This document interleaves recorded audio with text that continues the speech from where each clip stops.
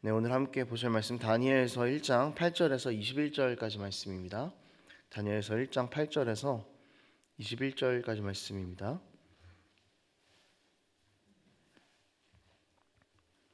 한 절씩 교독하도록 하겠습니다.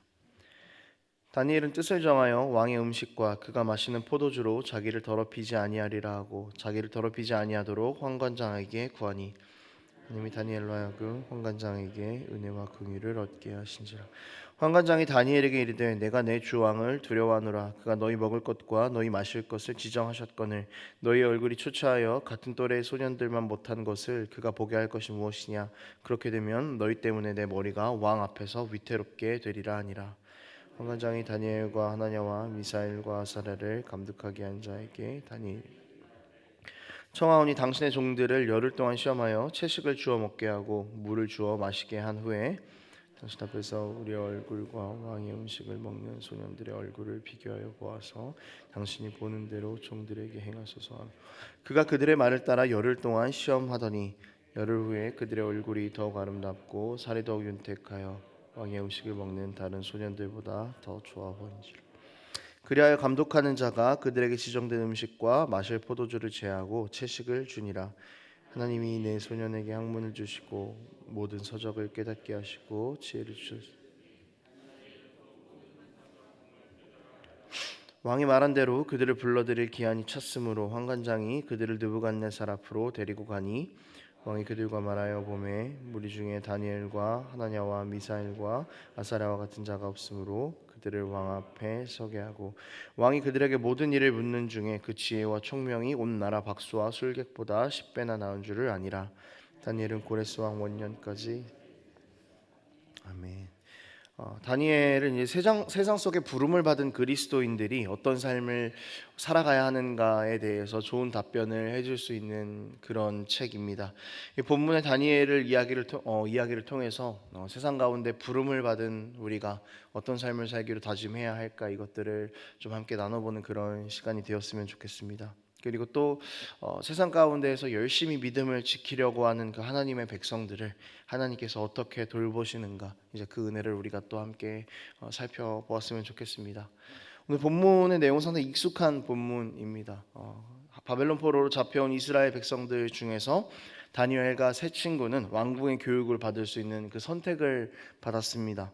그래서 바벨론의 교육을 받기 시작하는데 첫 시작부터 어려움이 있는 거죠. 그러니까 왕의 음식과 포도주를 먹어야 하는 그런 문제가 생긴 것입니다. 왕이 주는 음식은 당연히 좋겠죠. 뭐 영양분부터 맛까지 당연히 좋지 않겠습니까? 그런데 다니엘은 이 음식을 거부했습니다. 그리고 왕이 주는 음식을 먹지 않겠다라고 환관장에게 이야기를 했죠. 환관장도 매우 곤란해했습니다. 왕의 명령을 듣지 않겠다니까 자신이 혹시 해를 당하게 될까 봐 두려웠던 것이죠. 그래서 다니엘은 이 환관장 밑에 있던 감독자에게 제안을 합니다. 그러니까 지혜를 낸 겁니다.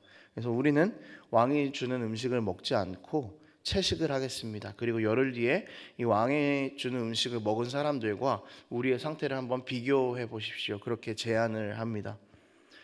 열흘 정도 시험을 삼아서 채식을 하는 것은 들킬 염려가 적기도 했고, 그래서 감독자는 그렇게 해보자라고 허락을 한 것 같습니다.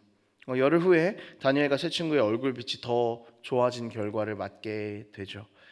그리고 이 이후에 하나님께서는 다니엘과 세 친구들에게 지혜를 주셔서 왕궁의 교육을 받은 누구보다 더 지혜 있는 사람들로 이렇게 만들어 가셨다라는 그런 이야기입니다.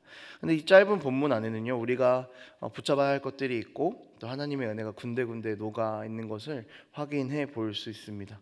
이 본문의 핵심은요, 8절에서 다니엘이 뜻을 정했다라는 그 동사입니다. 이 뜻을 정했다라는 것은 신앙적인 결심을 이야기하는 거겠죠. 단순하게 저는 채식을 하겠습니다라고 이렇게 이걸 뒷받침할 수 있는 그런 본문은 절대 아니라는 거죠.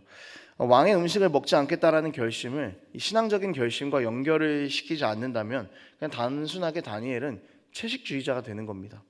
그런데 그렇기 때문에 이 왕의 음식이 어떤 것인가를 우리가 먼저 알아야겠는데요. 이 왕의 음식은 그 이방 신에게 제사로 먼저 드려졌던 음식일 가능성이 매우 큽니다. 특히 고기가 그렇습니다. 그래서 이제 고기 말고 반대되는 채식을 다니엘이 이야기했던 것이죠. 그래서 이 왕의 음식을 먹는다라는 것은 율법을 어기게 되는 일이었습니다. 다니엘은 이것을 거부한 것입니다.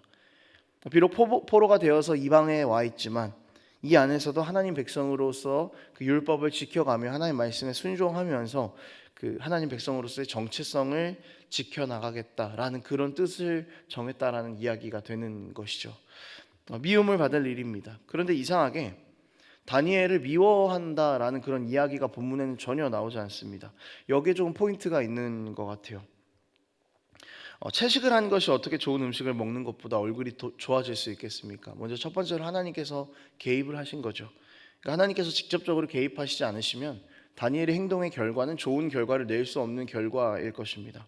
그리고 미움을 받지 않았다라는 이야기는 환관장에게 채식을 하겠다고 이야기했을 때 환관장이 정상이라면 이 노예로 팔려온 놈들이 은혜도 모른다고 하면서 나한테 제안을 해? 뭐 이런 이야기든지 왕의 음식을 억지로라도 먹이는 것이 맞겠죠.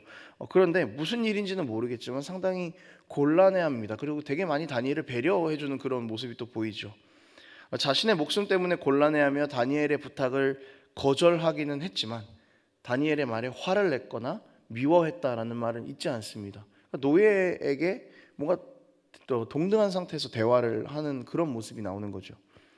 감독자는 어떻습니까? 물론 환관장 아래에서 관리 감독을 하는 그런 사람이었겠지만 이 말도 안 되는 다니엘의 협상안을 들어줍니다. 다니엘이 노예잖아요, 노예. 근데 이 노예의 말을 듣고 협상을 들어주고 나는 잘 모르겠다라고 이야기하고 이런 모습들, 여러분 이런 현상을 우리가 어떻게 해석할 수 있겠냐는 거죠. 9절에 이렇게 나와 있습니다. 하나님이 다니엘로 하여금 환관장에게 은혜와 긍휼을 얻게 하신지라. 이 세상 가운데에서 살아가면서 세상과 타협하지 않고 하나님 백성으로서의 정체성을 지키려고 마음을 굳게 먹은 그 다니엘에게 하나님께서는 은혜와 긍휼을 베푸신 것이죠. 이 하나님의 은혜와 긍휼 가운데에서 다니엘은 더 마음을 굳건하게 했고 지혜를 내서 자신의 정체성을 그렇게 잘 다시 한번 세워가는 모습을 우리가 확인할 수 있습니다.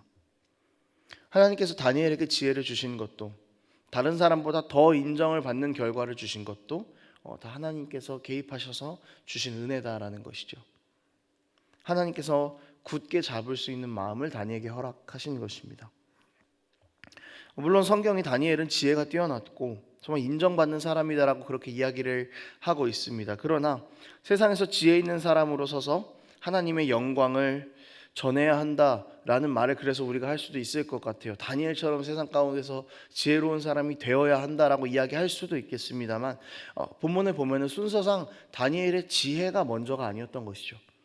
가장 중요한 것, 우리의 초점이 먼저 머물러야 하는 곳은 다니엘은 뜻을 정해서 이방 땅에서 하나님의 백성으로 살기 위해 노력했다라는 것이고 그런 다니엘에게 하나님께서 은혜를 주셔서 지혜를 주셨다. 살 길을 내어주셨다라는 사실인 것입니다. 먼저는 정체성을 지키려는 다짐에 우리의 시선이 머물러야 한다라는 것이죠. 다니엘이 뛰어났던 것보다 더 중요한 것, 다니엘이 지혜로웠던 것보다 더 중요한 것은 하나님께서 다니엘에게 그 긍휼과 은혜를 베푸셨다라는 그 사실인 것입니다. 다니엘은 이 이방 땅 가운데에서 살면서 자신의 정체성을 놓지 않으려고 노력했습니다. 이 뜻을 정했다라는 그 말 안에는 숨어 있는 의미가 있는 것이죠.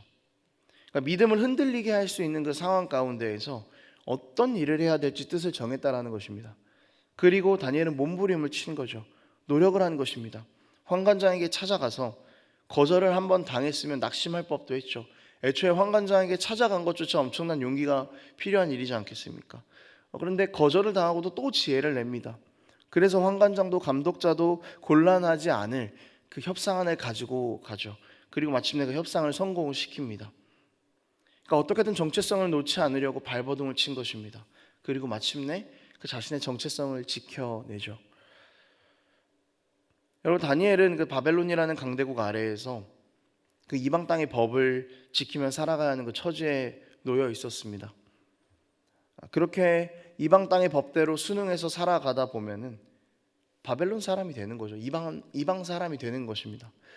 다니엘은 이것을 거부한 것입니다. 이방 나라의 법 아래에서 살면서 하나님의 법을 지키면서 살았습니다. 그리고 그렇게 하나님의 법을 지키면서 살아가는 다니엘을 하나님께서는 놓지 않으시고 하나님께서 부어주실 수 있는 은혜를 마음껏 풍성하게 부어주셨던 것이죠. 여러분, 우리는 이런 바벨론과 같은 세상에 놓여 있습니다. 조금 더 정확하게 이야기하자면 우리는 부름을 받은 것입니다. 하나님께서 우리를 부르셔서 이 세상 가운데 놓으셨습니다. 우리가 이 땅에서 해야 할 일들, 어쩌면 도전적인 것들이 굉장히 우리에게 감동이 올 수도 있겠습니다. 세상을 바꿉시다, 변화시킵시다. 그런데 이런 거대한 슬로건보다 그 전에 가장 먼저 중요한 것은 하나님의 백성이라는 정체성을 곤고하게 해야 한다는 것입니다. 지혜를 내서 수단과 방법을 다 동원해서 어떻게든 내가 하나님의 백성이라는 것을 이 세상 가운데서 지키려고 노력해야 하는 것이죠. 눈 한 번 감으면 참 편한 일들이 많습니다. 그런데 한 번 우리가 눈을 감아버리는 순간 세상의 정체성은 우리 안으로 훅 들어올 겁니다. 마치 문을 우겨잡고 있는데 잠깐 틈을 줬을 때 그냥 문 안으로 들어오는 것처럼 세상은 그렇게 늘 우리에게 들어올 준비를 하고 있습니다. 세상에서 하나님 나라의 법을 지키는 내 자신이 초라해 보일 때도 있겠죠. 한없이 작아 보일 때도 있겠습니다. 박탈감을 느낄 때도 있겠죠. 왜 이렇게까지 지키면서 살아야 하는가를 또 고민할 때가 있겠죠. 그렇지만 오늘 본문의 결과를 우리가 기억해야 할 것입니다. 한없이 작아 보였던 노예 신분의 다니엘이 바벨론의 누구보다도 크게 보이는 역사를 하나님께서는 만들어내셨습니다. 여러분, 우리는 작습니다. 맞죠? 세상 가운데서 비교해 볼 때 우리는 그다지 세상보다 더 나아 보이는 것은 없습니다. 그렇지만 하나님의 법을 지키려고 희생하고 쓰러지고 세상의 것들을 포기하고 버리는 우리를 위해서 그 작은 우리의 삶을 하나님께서는 크게 사용하실 것입니다. 그리고 또한 그 작은 우리 안에 계신 하나님이 이 세상 어떤 것보다도 크신 분이십니다. 그렇게 우리가 작다고 부끄럽게 했던 세상을 부끄럽게 하실 그날이 올 것입니다. 이 모든 것의 시작은 정체성을 붙잡는 것입니다. 바벨론과 같은 세상에서 하나님 나라를 붙잡는 것입니다. 우리의 삶이 세상에 속한 것이 아니라 하나님께 속해 있다는 것을 늘 고백하면서 오늘도 힘겹고 어려운 믿음의 싸움들을 하면서 하루하루를 걸어가지만 그 가운데 하나님을 붙잡고 주님께서 주시는 은혜를 마음껏 누리는 우리의 삶이 되기를 원합니다. 말씀을 정리하겠습니다. 여러분, 다니엘이 얼마나 두려웠을까요? 그러나 그는 그 두려움을 뛰어넘는 하나님을 붙잡았습니다. 바벨론 밑에서 하라는 대로 하면 얼마나 편했겠습니까? 하지만 다니엘은 그것을 거부했습니다. 왜냐하면 그에게는 하나님이 가장 중요했고 하나님의 백성이라는 정체성이 가장 중요했기 때문입니다. 다니엘의 이 마음이 우리 삶 가운데에도 깊게 새겨지기를 원합니다. 세상에서 살아가면서 정체성을 견고하게 한다면 그 이후에는 하나님께서 다 책임져 주십니다. 오늘도 세상 안에서 그리스도인으로 어떻게 살아가야 하나 고민하고 있는 여러분, 방법론은 다음입니다. 먼저는 하나님을 붙잡는 것부터 시작합니다. 최선을 다해서 붙잡는 것부터 시작합니다. 그러면 하나님께서는 반드시 살 길을 내어주십니다. 여러분, 최선을 다해 붙잡으십시오. 어떻게 하면 세상의 방법을 선택하면서 하나님의 방법인 것처럼 보이게 할 수 있을까 생각하지 마십시오. 그런 방법은 없습니다. 적당히 채식을 하면서 적당히 왕의 음식을 먹는 방법은 없습니다. 그냥 하나님을 최선을 다해서 붙잡으십시오. 정체성을 곤고하게 하십시오. 그때 주님께서 우리에게 주시는 은혜가 우리 삶 가운데 넘쳐나게 될 것입니다. 기도하겠습니다. 하나님 아버지, 그 뜻을 정했던 다니엘, 이방 땅의 정체성과 하나님 나라 백성의 정체성을 두고 하나님 나라의 정체성을 선택한 그 뜻을 정한 다니엘의 결정이 오늘 우리의 삶 가운데에도 동일하게 있는 은혜가 있기를 소망합니다. 주님, 세상 가운데에서 부르심을 받은 우리가 다른 것들보다도 먼저 하나님을 붙잡을 수 있도록 도와주시고 세상에서 주는 즐거움과 세상에서 주는 모든 것들보다 하나님께서 주시는 그 은혜와 사랑이 가장 큼을 고백하며 그렇게 이 세상에서 부름받은 그리스도인으로서 살아갈 수 있도록 아버지여 붙잡아 주시옵소서. 감사드립니다. 예수님의 이름으로 기도합니다.